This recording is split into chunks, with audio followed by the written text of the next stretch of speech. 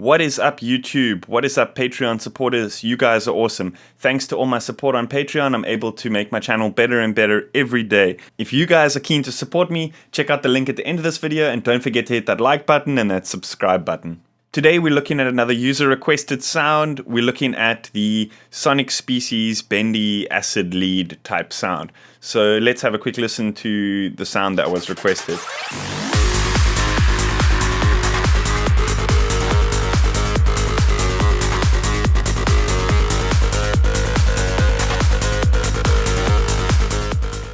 So as usual, let's add our instance of Serum. And over here, I'm going to show you guys the MIDI that I've programmed already. So it's important to make sure that you, again, do these overlaps, you know, like I was explaining in the other video about the sort of portamento and the glide effect.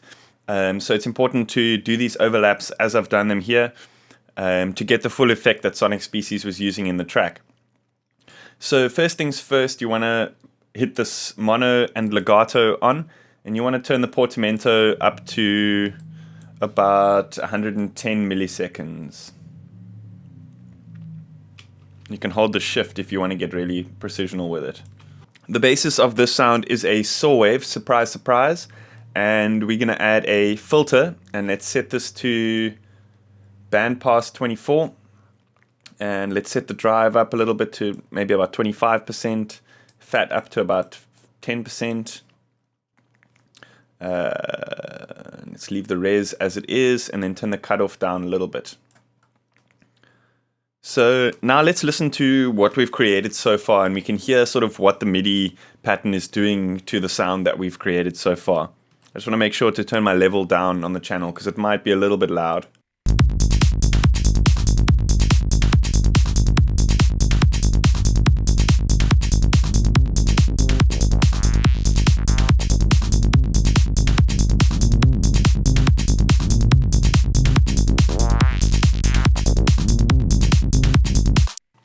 So as you can hear in the sound, there's pretty much only some low end happening. So what I like to do is, or specifically in this type of sound, there's quite a heavy distortion that he used to create that kind of like crunchy or sort of like the sort of gritty effect that he had on the lead. So I'm going to set it to rectify over here. And let's just turn this drive all the way up to 100%. And let's turn the mix down to like 70% or so.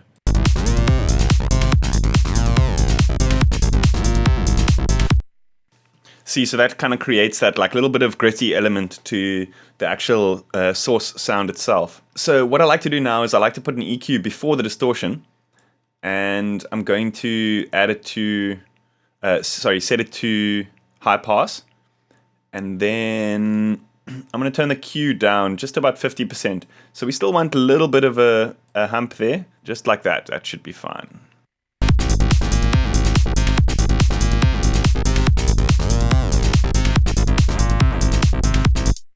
Okay, so now I'm noticing there's a little bit too much resonance in the filter, so I'm actually going to turn this down a little bit to about 5%. And so now let us add the hyper after the distortion. And let's turn this mix down to about 25%. And then let's turn the size down to about 25%. And then this mix up to about 25%. Then I want to add some chorus. Just set this down to about 15%, and then let's turn this delay up a little bit, this one down a little bit, should be good. Now I want to add compressor. So with this one I'm going to set it to multi-band, gain it up a little bit, and you'll notice now it's kind of a little bit too sharp, the sound is a little bit too sharp, so we can use the mix to kind of bring it back a little.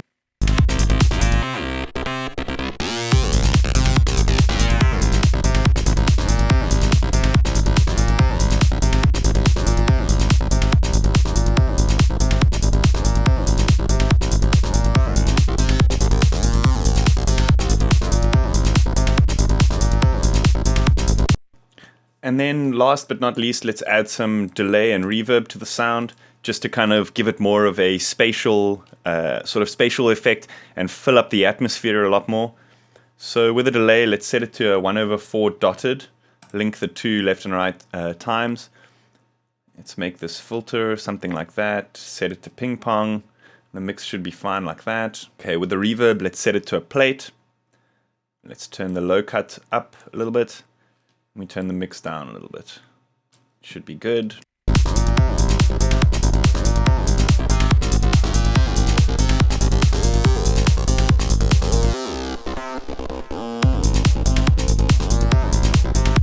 Cool. So the final sound that's coming out of Serum now has a lot of low end in it. So I'm going to use the built-in Cubase EQ just to cut it at around 250 hertz, and we should be good to go. What I'm going to do is I'm going to assign a macro to the filter over here.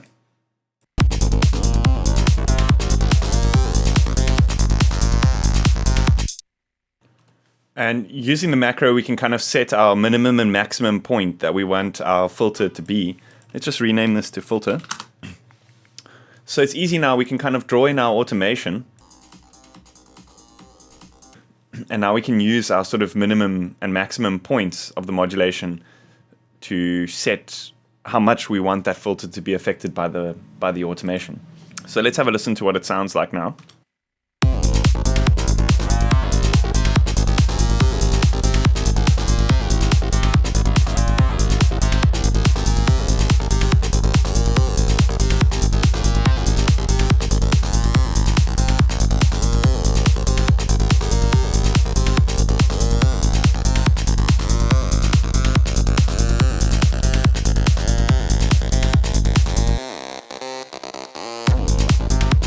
Cool, I'm going to save that and upload it for my $5 Patreon supporters. And another variation you can do to the sound is you can add some Unison, and that kind of spreads the sound up. It gives it a lot more sort of layers, and let's have a listen to what type of effect that does to the sound.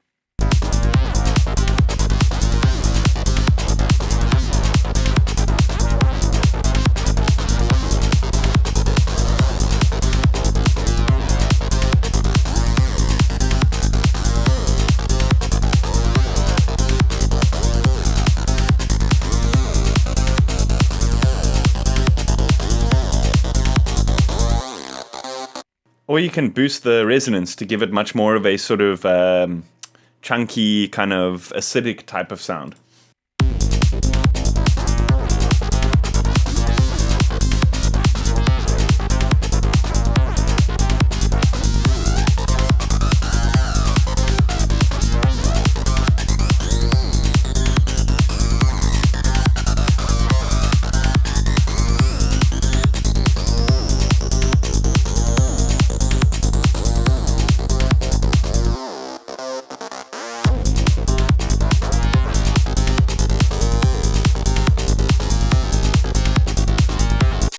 Cool, that's pretty much it.